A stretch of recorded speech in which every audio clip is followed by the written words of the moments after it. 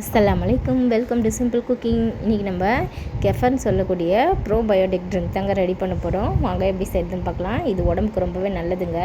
நம்மளோட உடம்புல இருக்கக்கூடிய கெட்ட பாக்டீரியாவை அழிச்சிட்டு நல்ல பாக்டீரியா வளர வைக்குங்க இது. வாங்க எப்படி செய்யுதுன்னு பார்க்கலாம். நான் 1 லிட்டர் பால் காய்ச்சி ஆற வச்சு எடுத்துக்கிட்டேங்க. அதை நம்ம இப்போ ஒரு பிளாஸ்டிக் பாட்டிலையோ இல்லை கண்ணாடி பாட்டிலையோ ஊற்றிக்கலாங்க. நான் பிளாஸ்டிக் பாட்டில் தாங்க வச்சுருந்தேன், அதனால் பிளாஸ்டிக் பாட்டிலில் ஊற்றிக்கிட்டேன். நெக்ஸ்ட்டு ஸ்டார்ச்சர் கல்ச்சர் பவுடரை நம்ம அதில் போட்டுக்கலாங்க. கெஃபர் பவுடரை நம்ம அதில் போட்டு நல்லா மிக்ஸ் பண்ணி ஒரு பிளாஸ்டிக் ஸ்பூன் வச்சு நல்லா மிக்ஸ் பண்ணிக்கலாங்க. மிக்ஸ் பண்ணி அது மேலே வெள்ளை கலர் காட்டன் கிளாத் போட்டு நம்ம லப்பர் பேண்ட் போட்டு டைட்டாக மூடி போடாமல் அந்த லப்பர் பேண்டை போட்டு கிளாத்தாலே மூடி வச்சிடலாங்க. ஏன்னா இந்த நல்ல பாக்டீரியா வளர்கிறதுக்கு ஆக்சிஜன் தேவைப்படும். அதனால் நம்ம காட்டன் துணி போட்டு நல்லா லப்பர் பேண்ட் போட்டு மூடி வச்சிடலாம். ஒரு நாள் ஃபுல்லாக இதை நம்ம மூடி வைக்கணுங்க. பாருங்கள், ஒரு நாள் கழித்து பார்த்தோன்னாக்கா அந்த நம்மளுக்கு மேலே வந்திருக்குது பாருங்கள்.